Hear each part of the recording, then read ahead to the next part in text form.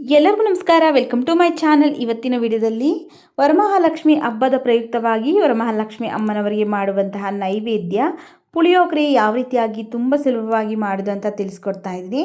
Stove ಮೇಲೆ ಒಂದು ಬಾಣಲಿ ಬಿಸಿಗಿಟ್ಟು 2 ಟೇಬಲ್ ಸ್ಪೂನ್ ಆಗೋಷ್ಟು ಎಣ್ಣೆ ಹಾಕ್ಕೊಂಡಿದ್ದೀನಿ. ಎಣ್ಣೆ ಬಿಸಿ ಆದಮೇಲೆ ಸ್ವಲ್ಪ ಸಾಸಿವೆ ಹಾಕ್ಕೊಳ್ತಾ ಇದ್ದೀನಿ. 1 ಸ್ಪೂನ್ ಕಡಲೆಬೇಳೆ ಹಾಕ್ಕೊಳ್ತಾ ಇದ್ದೀನಿ. 1 ಸ್ಪೂನ್ ಉದ್ದಿನಬೇಳೆ, ಒಂದು 2ರಿಂದ 3 ಸ್ಪೂನ್ ಆಗೋಷ್ಟು ಕಡಲೆ ಬೀಜ ಹಾಕ್ಕೊಳ್ತಾ ಇದ್ದೀನಿ. ಒಂದು 2 ಬ್ಯಾಡಗಿ ಮೆಣಸಿನಕಾಯನ್ನು ಸಹ ಕಟ್ ಮಾಡಿ ಹಾಕ್ಕೊಳ್ತಾ ಇದ್ದೀನಿ. ಇಲ್ಲಿ ಸ್ವಲ್ಪ ಕರ್ಬೇವಿನ ಸೊಪ್ಪಿದ್ರೆ ಹಾಕ್ಕೊಳ್ಳಿ. ನಾನಿಲ್ಲಿ ಕರ್ಬೇವಿನ ಸೊಪ್ಪು ಹಾಕೋದು ಮರ್ತೋಗಿದ್ದೀನಿ, ಅದರಿಂದ ಹಾಗೇ ಮಾಡ್ಕೊಳ್ತಾ ಇದ್ದೀನಿ. ಇವಿಷ್ಟನ್ನು ಈಗ ನಾನು ಎಣ್ಣೆಯಲ್ಲಿ ಚೆನ್ನಾಗಿ ಲೈಟಾಗಿ ಕಲರ್ ಚೇಂಜ್ ಆಗೋವರೆಗೂ ಫ್ರೈ ಮಾಡ್ಕೊಂಡಿದ್ದೀನಿ. ನೋಡಿ, ಈ ರೀತಿಯಾಗಿ ಲೈಟಾಗಿ ಕಲರ್ ಚೇಂಜ್ ಆದಮೇಲೆ ಒಂದು 2 ಸ್ಪೂನ್ ಆಗೋಷ್ಟು ನಾನಿಲ್ಲಿ ಪುಳಿಯೋಗರೆ ಪೌಡ್ರ್ ಹಾಕ್ಕೊಳ್ತಾ ಇದ್ದೀನಿ. ರೆಡಿಮೇಡ್ ಪುಳಿಯೋಗರೆ ಬರುತ್ತಲ್ಲ, ಅದನ್ನೇ ಹಾಕ್ಕೊಂಡಿದ್ದೀನಿ.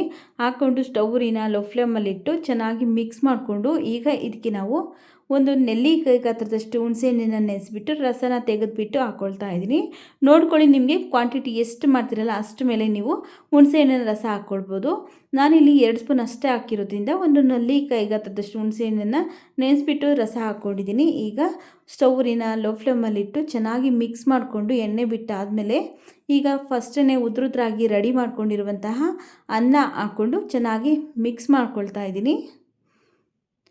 ನೀವೇನಾದರೂ ಫಸ್ಟ್ ಟೈಮ್ ನಮ್ಮ ಚಾನಲ್ಗೆ ವಿಸಿಟ್ ಮಾಡಿ ನೋಡ್ತಾ ಇದ್ದರೆ ಪ್ಲೀಸ್ ನಮ್ಮ ಚಾನಲ್ಗೆ ಸಬ್ಸ್ಕ್ರೈಬ್ ಮಾಡಿಕೊಂಡು ಸಪೋರ್ಟ್ ಮಾಡಿ ಸ್ನೇಹಿತರೆ. ನೋಡಿ, ಈ ರೀತಿಯಾಗಿ ಚೆನ್ನಾಗಿ ಮಿಕ್ಸ್ ಮಾಡ್ಕೊಂಡಾಗಿದೆ. ಈಗ ಸ್ಟವ್ ಆಫ್ ಮಾಡ್ಕೊಳ್ತಾ ಇದ್ದೀನಿ.